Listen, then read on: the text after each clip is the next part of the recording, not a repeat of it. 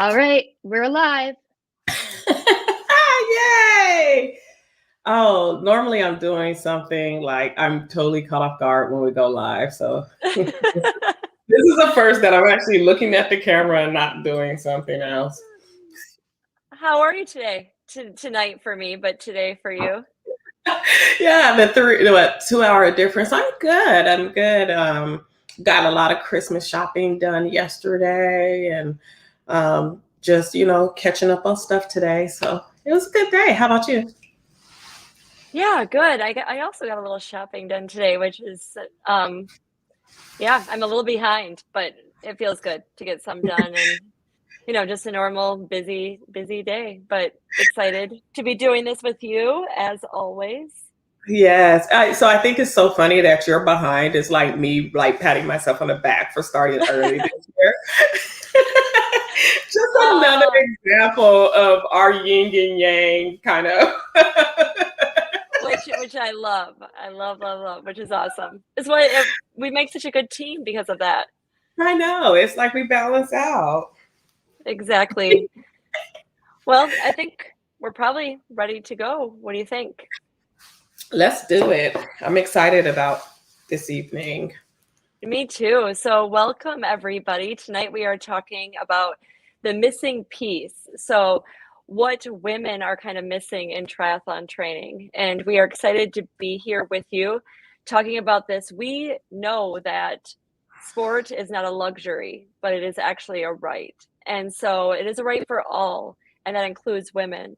So, we really think that and know that women deserve training for all sport, including triathlon, that is specific to our physiological needs. And so we are getting together tonight to talk about how this has kind of been a missing piece in triathlon training and coaching, and how we can start to make change as we move forward. So if Ellen's ready for our slides. Well, I guess I'll get to work on introducing myself. So, oh, here we go. I am, you can go to the next one, Ellen. Thank you. Or maybe not. Well, I'll introduce myself. I can do that without a slide.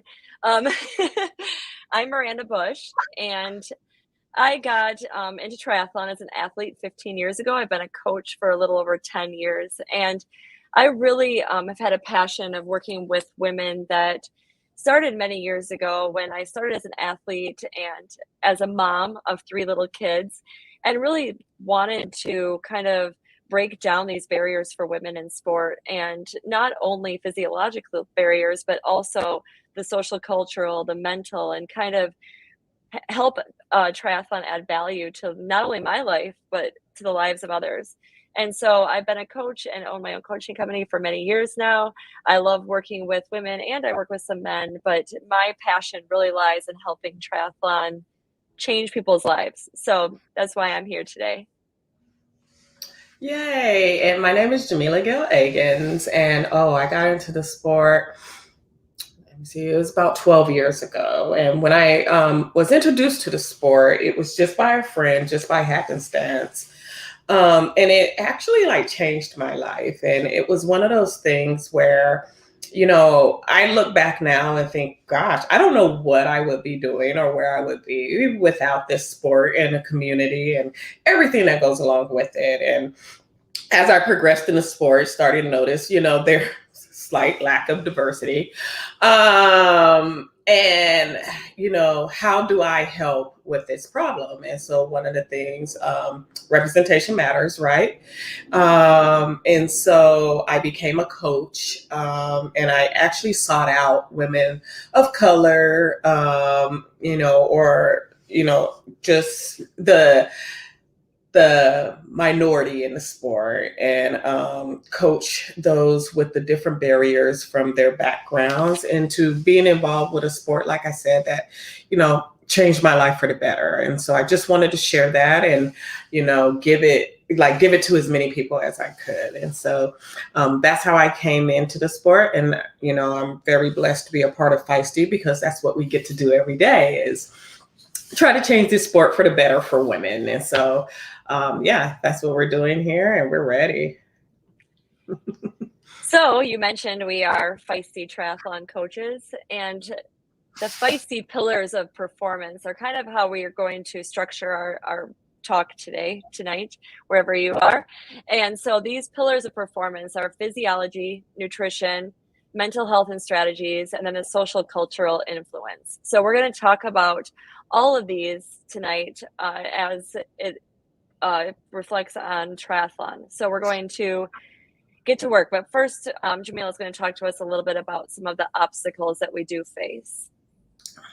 Absolutely. So this picture, I've seen it many years ago, and we initially laugh, and it's like, oh, ha ha ha. But when you look at it, like this is reality for a lot of us, right? We don't get to just like get off of work and go to the gym. Some of us have children we have to tend to, or households we have to tend to. And it's not everyone, but the vast majority of us deal with different obstacles in our path towards fitness.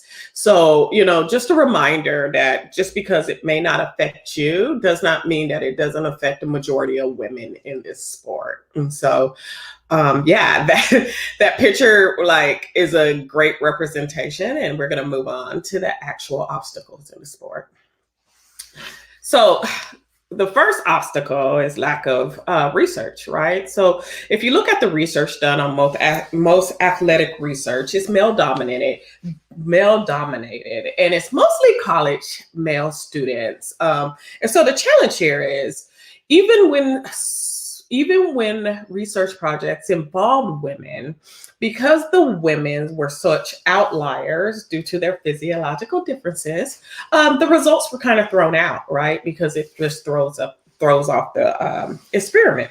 So we don't have a lot of research for women in sports and how different things in hormones and cycles of life and all of that affect performance and participation in sports. So next is triathlon's expensive, right? So we live in a world where we don't make, for every dollar that a male makes, women make substantially different. And then if you add in, ethnicity and race, like that number goes down tremendously. And let's face it, triathlon's an expensive sport. And so when you're already, not making the same amount as your male counterparts, and then you add on a sport that requires a significant financial investment, therein lies a obstacle.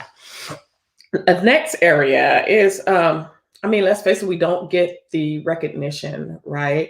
I just watched a clip where a male tennis player was asked something about, the last time the US was represented in a major, and they mentioned a male tennis player, and he stopped them because it was incorrect, because Serena Williams had actually won that title. And so he went back and he said, well, you mean male player? And I think that this is just instrumental to the media's perception and the media's approach to covering like sports and women in sports. And so the reality is we don't get the recognition, we don't get the coverage.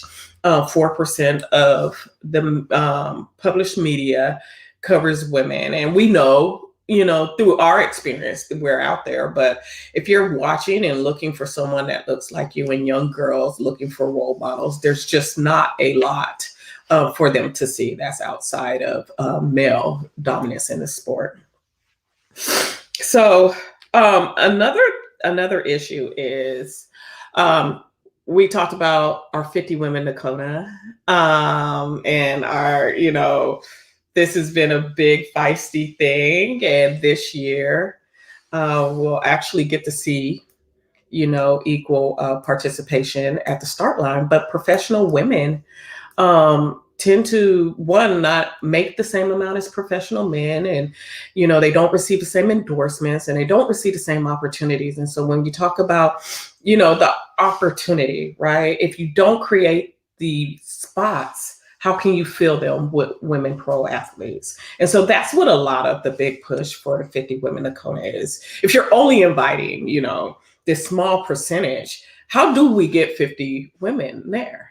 So that's another big issue that we have. And also that girls tend to quit sports at a younger age than males, excuse me. 1 in 3 young ladies will leave the sport um, in their late teens, sports arena. So we're talking about all sports. So 1 in 3 girls will stop participating in sports between 16 and 18 years old. Only 1 in 10 males. And some of that, which we'll talk about in a social cultural, goes to that fact that women do most of the unpaid work in homes. And so, when there's more to be done at the home, generally it's the women and the women children and, the female children that own that responsibility. And the males are allowed to participate in the workforce and in sports community. All right. And I just, that's the second shift. Sorry, Ellen.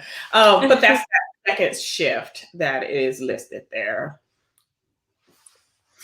All right. Thank you. I think it's important to address that before we get into our pillars. And I'm going to start with the first pillar of physiology. So in the words of Dr. Stacy Sims, who is one of the leading researchers in actually researching female athletes, women are not small men. And so I want you to kind of keep that in your minds as we think about this and talk about physiology and just that influence and that lack of research and the research on men and how that correlates now to how we train. So we are not small men. So what do we do to start? The first thing we need to do to train as a whole woman is to really learn more about ourselves. So for the longest time, nobody talked about all these different stages of life. And I feel like we need to build this on a foundation of knowing which stage of life we are in. So there are 3 main stages. We're not going to talk about puberty for this evening's webinar. So we're kind of taking that out for today. So we're going to talk about premenopausal, thank you, and perimenopausal, and then postmenopausal. So when you're premenopausal, that's your reproductive years. Those are the years there's no signs of menopause. You actually have that menstrual cycle. So during that time, you can use your cycle as an actual tool for your training. So it used to be, oh no, we have, this cycle, we don't know what to do with it. Just keep, plugging along doing the same thing. Now we're learning we can use it as an actual training tool, which means we can know when we are in the lower hormone phase or the follicular phase, we can know that we can hit it harder and make better adaptations then. And then we're in the high hormone phase or the luteal phase that's closer to your period. You can have a little bit more grace for yourself. You can still race then, you can still work hard, you can still PR, but it's just that awareness that says, okay, during training, if I don't hit the highest intensity, I can have a little more grace for myself. I can have a little more understanding. And I think that's really exciting with now having this research and how this works, that we can actually have that connection to our body, that further connection. It can be a tool, not something that we look at like, oh, I can't believe I have my period. Now everything is going to be terrible. We can actually connect science with how we feel and really learn more about our bodies. So then the next phase or stage of life is perimenopausal. So that can be years before we actually have menopause. And in the perimenopausal phase, things get a little bit, crazier with our cycle. Things aren't as regular. We start to notice changes in our body. We start to have what we would have always considered as menopausal, but people would call menopausal symptoms. So maybe some mood disruptions, lower sleep quality, hot flashes, the things that for years we kind of have heard of as, oh, I'm in menopause. So that's actually perimenopause. So our body starts to make less estrogen during this phase. And that's why we have these symptoms of menopause. So it's important during that time that we actually start to prepare our training for menopause when our estrogen flatlines. So we do things like we focus more on strength training and high intensity interval training to kind of get ready for that menopause transition. And so you can still do your triathlon training. I'm not at all suggesting we get away from that. It's just we have a little bit of a different focus and making sure that we're really intentionally getting that strength work in. And then, of course, we have postmenopausal. So most people think of menopause as postmenopausal. Menopause is actually the moment that you have went without a period for 12 months. So that's menopause, the menopause moment. Postmenopausal is the rest of your life. So when you're postmenopausal, the same symptoms can continue. And then you also have even a more reduced sensitivity to exercise and adaptations. So this is where you really have to use that practice and change your training. You can lose lean muscle mass even quicker, and you can gain weight and have decreased bone density. So it's really, really important to change and adapt your training. So what did we do about this? Obviously, I just gave you a tiny, really fast kind of update on what to do. But how do we dig in further to make sure that we are using this as a training tool through and optimizing our training through all phases of life? And I think that's what's exciting about this is we can really be our best at any time in any stage and phase of life. So some things that we want to do. We want to make sure that we understand our cycle. So understand your menstrual cycle, learn more about it, keep track of how you feel along with what your body's doing. If you're on a birth control method, I want you to really understand what the side effects are of birth control and how it can affect your training. So do some research and learning on that.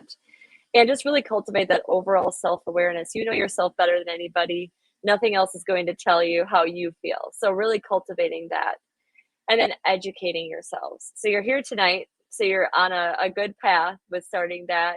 And of course, at Feisty, we highly recommend checking out the work of Dr. Stacy Sims. We have some amazing podcasts, and you don't have to just do our stuff, but look at podcasts and books and articles and gather information. Start to see yourself as a whole woman and as different than from a man. And really search for coaches who have training, experience, education with your specific demographic. So look for coaches, interview them, ask them if they've trained women who, if you're in menopause or postmenopausal, ask coaches if they've worked with women who are in your demographic. And then be an advocate for yourself physically, mentally, and emotionally with your coach, with yourself. And then that's important to be your best at any stage of life. And then finally, and I think almost the most important is be willing to try new strategies, not only when things stop working, but to anticipate things. Try new things, adapt as you age so that you can really be the best that you can. And like I said, for example, really getting into more strength training when you're going through, we're real big proponents of strength training through all phases. But when you get into that perimenopause, making sure that is kind of the focus and getting ready for that so that you can have optimal results for your whole life.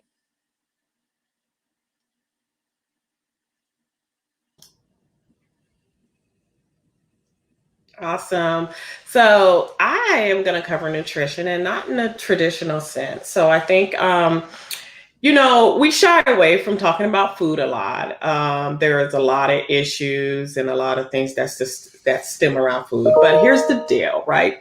Food is fuel. And so when you're out here exploring these athletic endeavors, you have to fuel your body properly.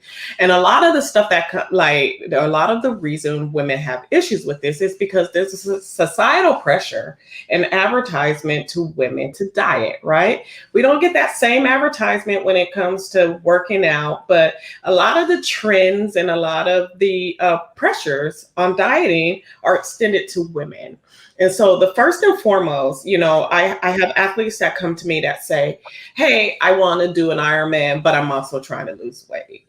And so you have to understand what you're using your food for. And that food is being used to fuel you to cover this distance. So just be cognizant of that when you are looking at food and understanding that it has a purpose and it's there to help facilitate your success. And you have to kind of break away from the societal, hey, you shouldn't be eating this or that. Carbs are not bad, but what tends to happen is there's a lot of targeting to young women about what they eat. And this gets ingrained to us, from the very start. And it tends to be carried, and it's very hard to get out of once you decide I'm going to be an athlete or I'm going to do this stuff, because every day when you go home and watch TV or, looking in a magazine and all these different media sources that kind of drill into you that you should be more concerned with outward appearance than you are about being healthy. So fads and diets, they come and go. They often change the name. And it's generally the same thing, right? So anything that you can't do for an extended period of time, you shouldn't be doing. Anything that, okay, yeah, you're going to do this for X amount of days and then you go back to your normal eating, is not something you should be doing. And you definitely shouldn't be coupling that with your training. The next thing, like I said, we talked about food is fuel. But you need to understand food. And so I strongly believe that if you are unsure about what you should be eating or how you should be eating, seek out a nutritionist or a dietitian. They are not just there for when you have a significant issue with food. They're just as valuable and important to you as a coach, as a personal trainer. They are there to help you kind of build a roadmap to your success. And I think that they're a great investment. The next thing is understand that there's a reason why women have the majority of eating disorders. And it is because of these social pressures and this world that we live in where you're not perfect, you're not good enough. And so with that being said, like, the studies say that we're more susceptible, but we're more susceptible because we're more targeted, if that makes sense. So you're getting it from a lot of different areas. You're getting it from a lot of different avenues. So what I want you to do is be aware of that and actually stop and ask yourself, what is my relationship with food? And is it healthy? Because we tend to not acknowledge our challenges with food until they become a significant factor.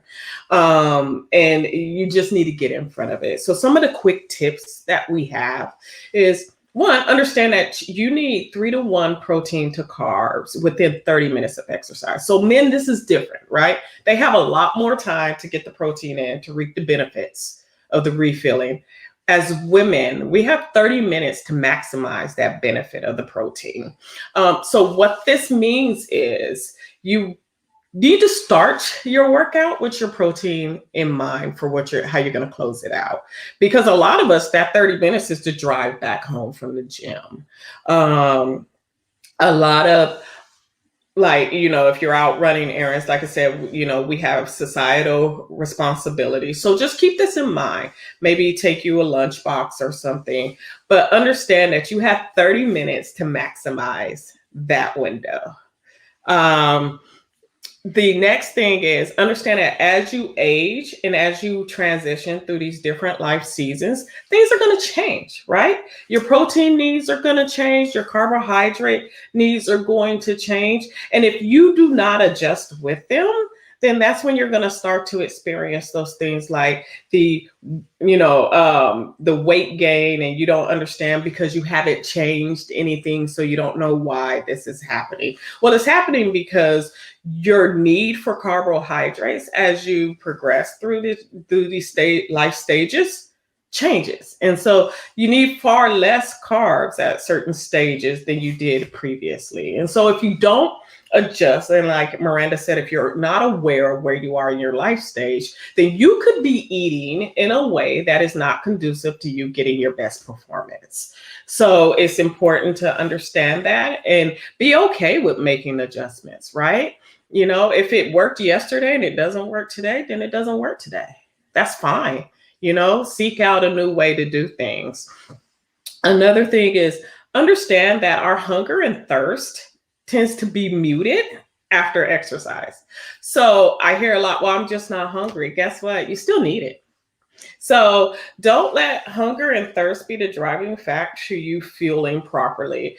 Once you understand what you need, then go ahead and schedule that in, because the reality is a lot of times those are delayed sensations. And so by the time that you realize you're hungry or thirsty, you needed water or food, prior to that. Another thing is not only must we, fuel for our daily lives. Excuse me, my allergies. Mhm. The cats have been in my office, but not only do we have to fuel for our daily lives, but also our activities as we enter like low energy availability and also, relative energy deficit in sports. And so res, I know, is very, prevalent in the younger, especially the longer someone has been performing at a higher athletic ability, but also the low energy availability. Understand how your cycle factors into that and eat according to what your body needs. And so the only way that you're going to be able to do any of these things is if you understand where you are, you understand what you need, and you're willing to do the work to get there. All Yay. right. Thank you, Jamila. So I'm going to talk about mental health and strategies, which is obviously something that is finally, coming out in the athletic world. And I think, tonight I'm going to talk about some good news surrounding some mental health and sport. So the good news is that studies do show that participation in sport and physical activity can facilitate good mental health in women. So including the management of actual mental disorders. So it can promote psychological well-being through building confidence and self-esteem, and as well as help, obviously, the things we know: reduce stress, anxiety, loneliness, and depression.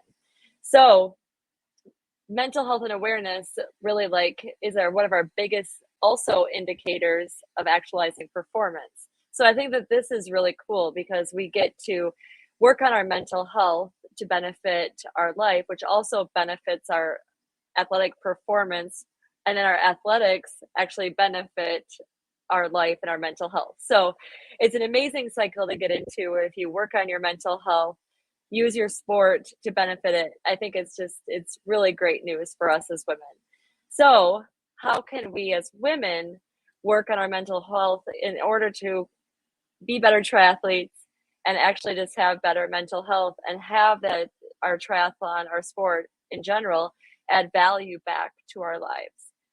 So I already alluded to this a little bit, and I think this is just so absolutely foundationally important for us as women, and something that we haven't been, I guess, given permission to do for a really long time, and that's connect to ourselves, practice mental, emotional, and physical self-awareness. Get to know who you really are on all levels, and just really be aware of that.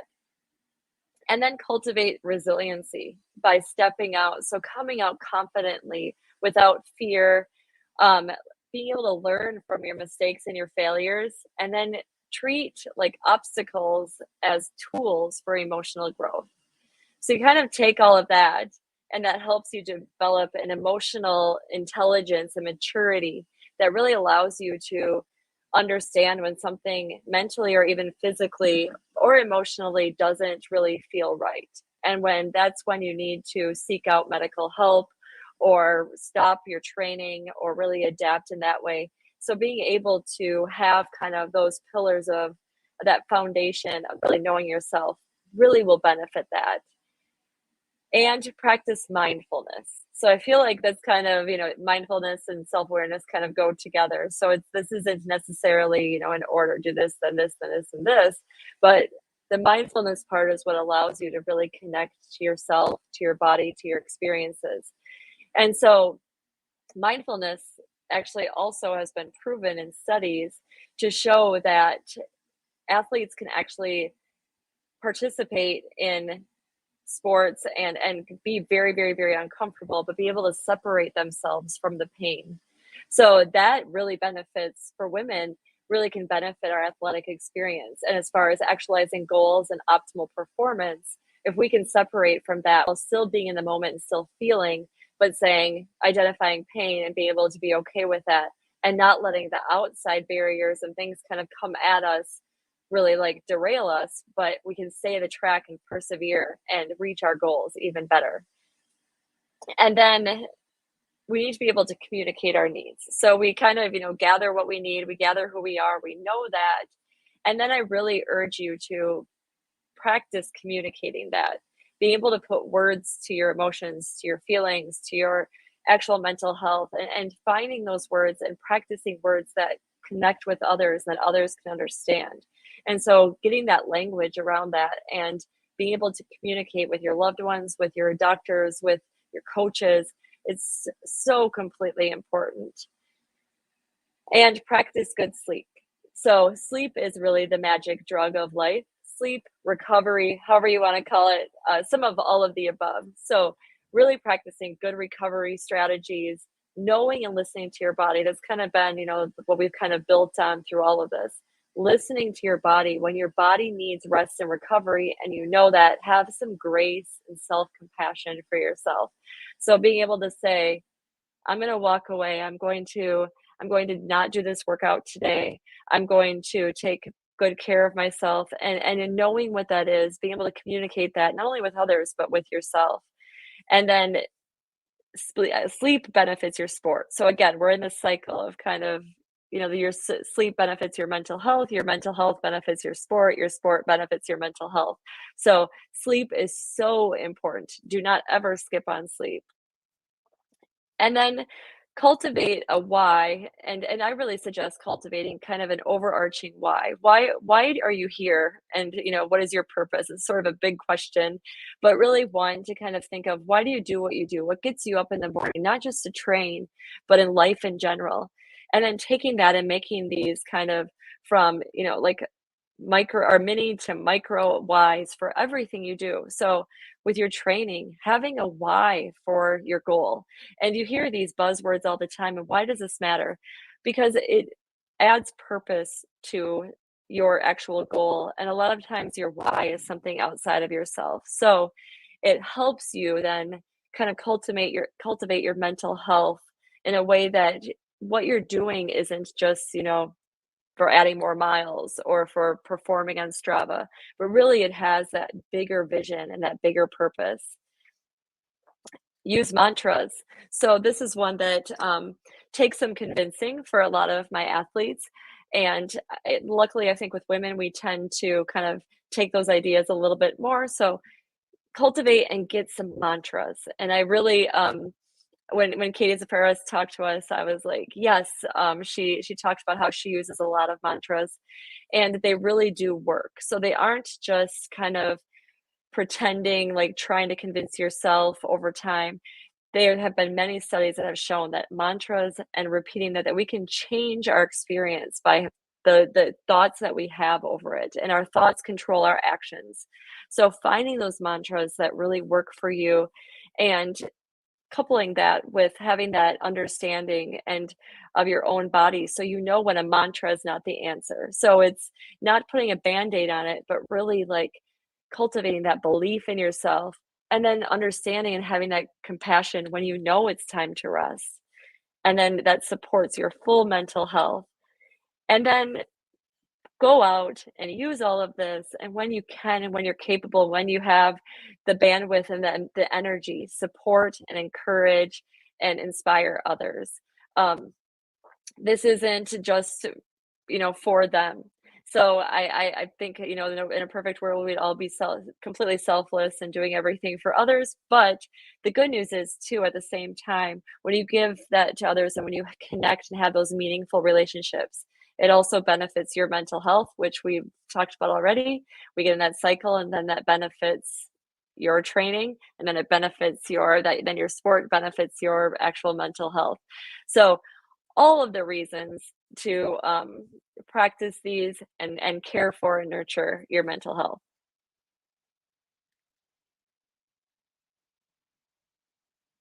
Hey, so I was on Facebook and this picture came across my feed, and um, I looked at the comments and everyone was just applauding, right? This family working out, and this is really awesome.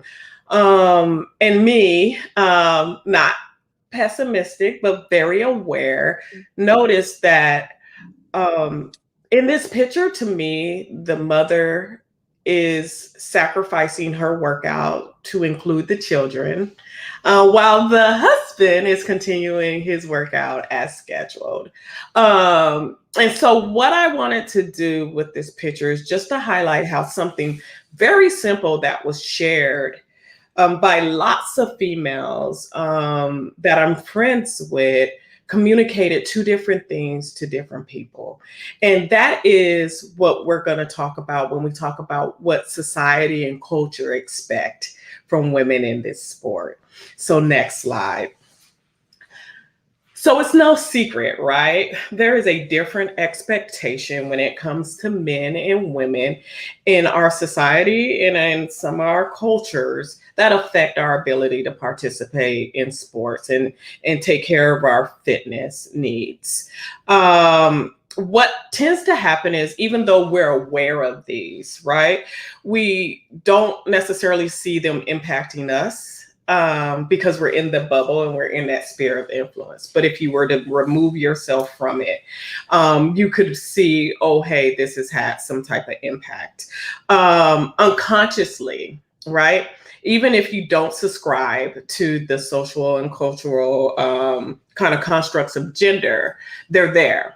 And they're externally and unconsciously pressuring you to be this person that's acceptable by society. And so when we're talking about, you know, taking control of your life and your fitness, and we're talking about changing the space of sports and fitness for women, then I think that one, we have to be absolutely aware of what's happening around us and how what we kind of what we see, how we're seeing it from the lens of our perspective and not necessarily the lens of the social and cultural impact that it may have on other people. So the first thing is you need to speak up, right? So I said that picture was an issue for me. It wasn't an issue. I completely support the family working out. The issue that I had is, to me, it screamed that, you know, there were two children. I didn't understand why dad couldn't have one and mom couldn't have one if they wanted them to participate in the sport. But it was also completely acceptable for the mother to sacrifice and compromise her workout while the male counterpart continued his. So speak up. I said, oh, okay, yeah, this is cool. Wonder why dad's not helping, and, you know, got some pushback or whatever. But it also caused someone to message me and say, you know what, like, I didn't see the picture that way initially. But after you've said something, I do realize that this may be communicating something different than what it originally looked like. All right. So speak up, call out things that may or may not support women participating in sports. If you see something, and so the reason I brought up social media, we have a span of control of what we share and what we post to our social medias, right? And so while we may not be able to affect the entire world, we can affect those people that we are directly connected to. So share things that promote girls and women in sports.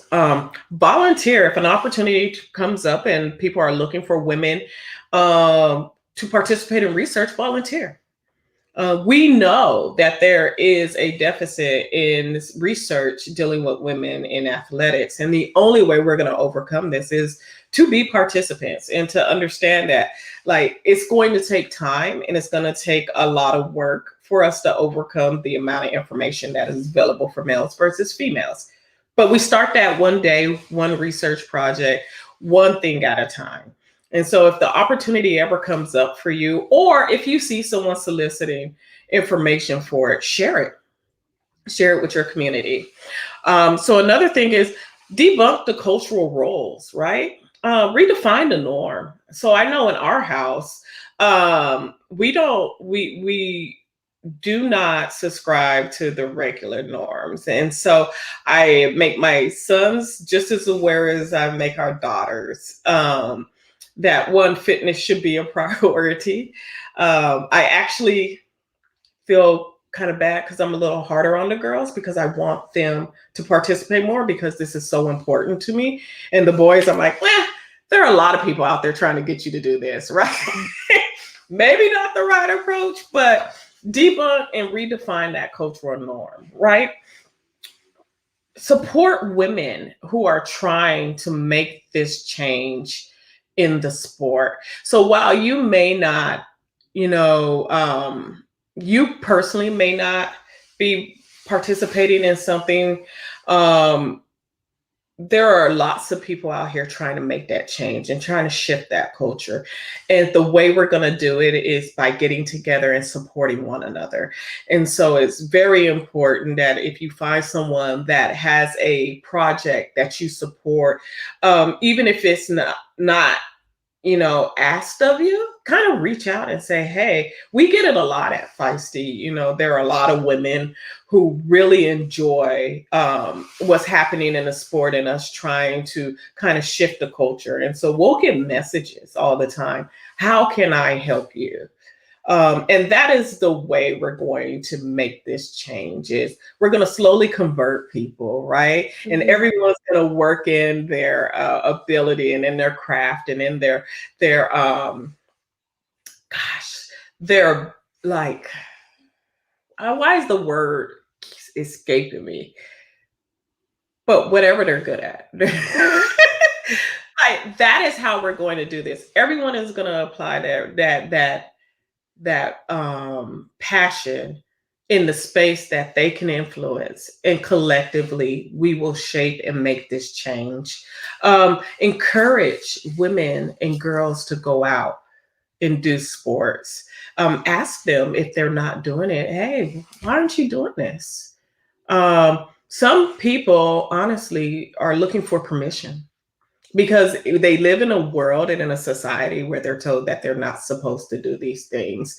So if you're ever out and there's like someone standing off to the side watching sports happen, maybe ask them if they want to join in.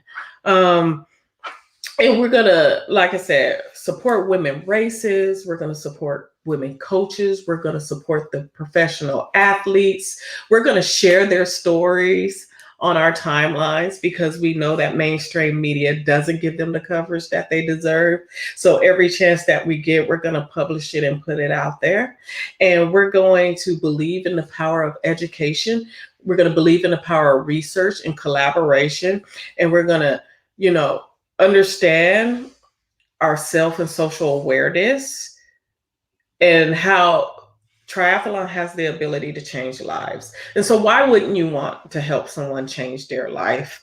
Why wouldn't you give them the key like that you were given by, whatever measure of participation you have in this sport?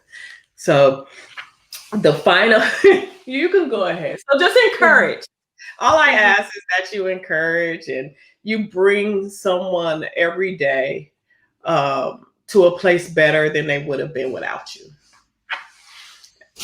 And so to summarize like what we've talked about today, like the traditional training plans that are out there are male-centric, right? They are based on research that was conducted on males. A lot of them been developed by males, right? We're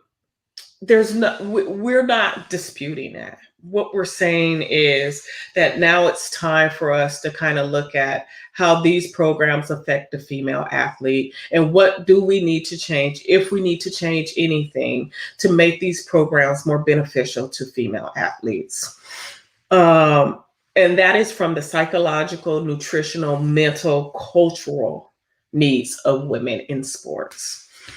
As more females and female research and female athlete research comes out, it's going to continue to, highlight our physiological as well as our mental differences in sports and that significance that it has on our overall identity. Okay.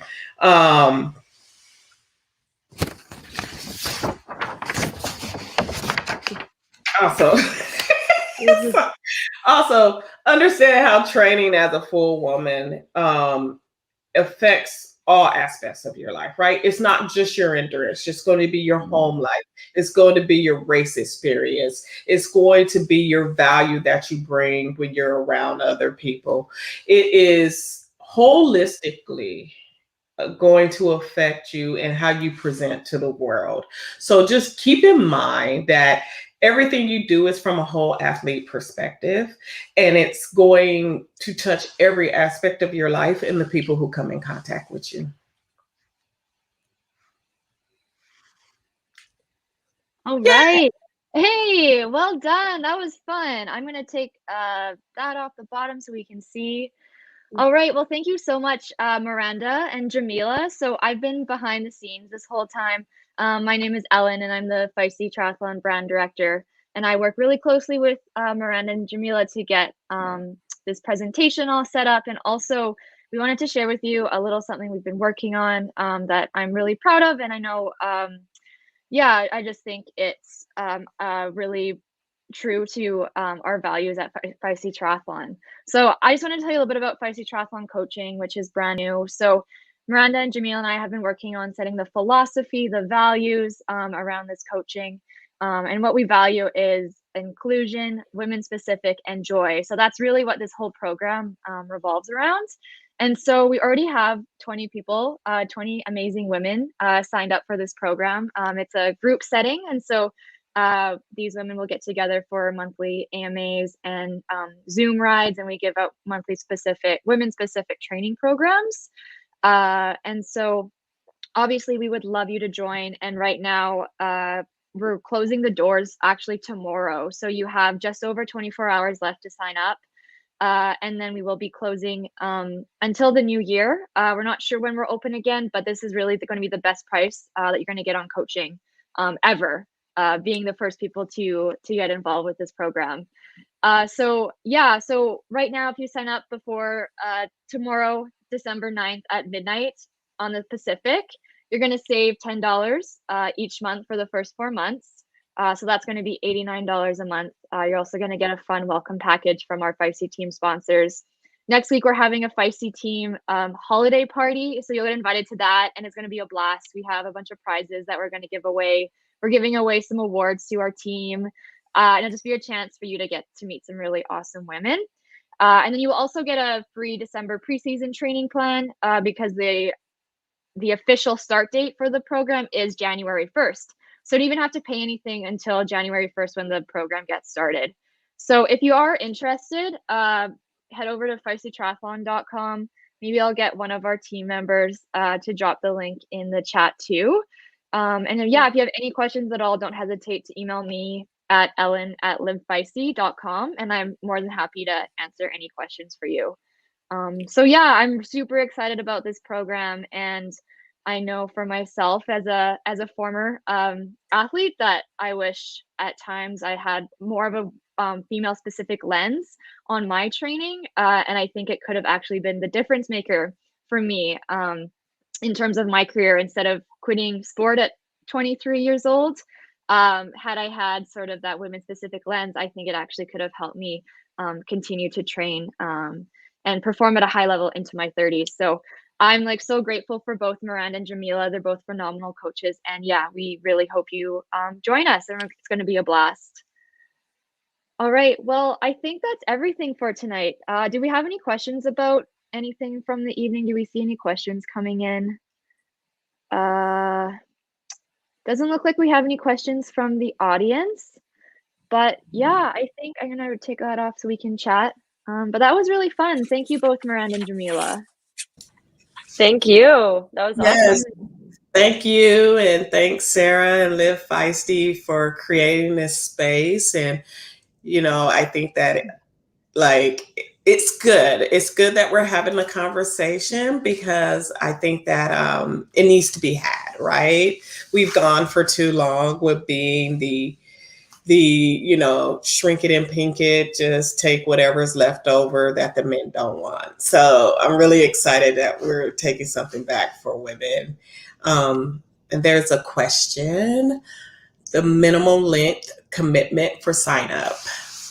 Oh yeah, good question, Lindsay. So yeah, the minimum length of commitment for signing up is 4 months. So that's again, your program starts on January 1st, so that'll be January, February, March, April. And then after that you can go month to month, and of course we'd love you to stay as long as you like. And yeah, so there's a minimum commitment, because we do believe that you have to stick with the program to really see the advantages and the gains from that program. So we're saying at least you need 4 months. And then we have Kimberly, who I know has joined already. So hey, Kimberly, thanks so much for joining us tonight. Super excited to get to know you, and yeah, we're looking forward to training with you. And yes, Patty, the details of the coaching are on the Feisty website. And if you go to that link that they dropped in there, everything is in there. And then if you have any other questions, you can email ellen@livefeisty.com. Yeah, it looks like Jane's here too, who I know has joined the group as well. So welcome, Jane. Really excited to get to know you and do some training with you in the new year. Yeah. Awesome. Anything else? Is there anything else we have before the end of the evening? No. So, so the Facebook group, Patty. So we have a free Facebook community where we just kind of talk about try and women in try, and we have a lot of other endurance athletes in there, and that's completely free, and you can just join. It's Feisty Triathlon Community, and you can join that. But then we also have the private team network, which you get as part of the coaching, and so there we have a private community that we offer education and resources and lots of other stuff, festivities. Yeah, monthly challenges and monthly themes and everything, and expert sessions every month too. Oh, we have tons of people who've joined. Amanda has joined coaching. Yay! Lynette is joined coaching. This is super exciting. Yeah, it's so great to have everyone here. It feels kind of like a little bit of a kickoff too. Yeah, so thank you all for signing up and for joining us. And yeah, tell your friends. We'd like to get as many women on the women specific train as possible. So yeah, and Patty says great, and Zwift group rides. Yeah, so we won't use Zwift because we do want to keep it inclusive, and with Zwift you need a smart trainer and a subscription to Zwift. So we will do them over Zoom. You're welcome to set up Zwift as well on your own computer, but to make it inclusive, we'll have Miranda and Jamila lead the rides over Zoom, and with some music, and it'll be fun, that's for sure. Great playlist guaranteed. Yeah. We do have a lot of people that are Feisty team that are on Zwift. So if you want to connect through the team as well, there are lots of our members who are already part of Zwift. But yeah, as Ellen said, Miranda's playlists are pretty awesome too. So like, I'm coming for the music. Yeah. Oh yeah, Ella confirms that Miranda has the best playlist. Pressure now. Yeah. I should also say before we head off, the female athlete guide, we had it reviewed by Dr. Stacy Sims, so she went in and edited it for us, which was super cool. I had a little bit of a fangirl moment myself when I saw all those edits. So yeah, it's been reviewed in person by Dr. Stacy Sims, which was super cool to see. So it's really vetted by the best. So yeah, that's been a great project to work on too. So if you sign up, you also get that female athlete guide. All right, well, I'd say we wrap it up just before the hour. I know it's getting late on the East Coast, and we talked about sleep, which is important. So we will make sure everyone has a good sleep tonight.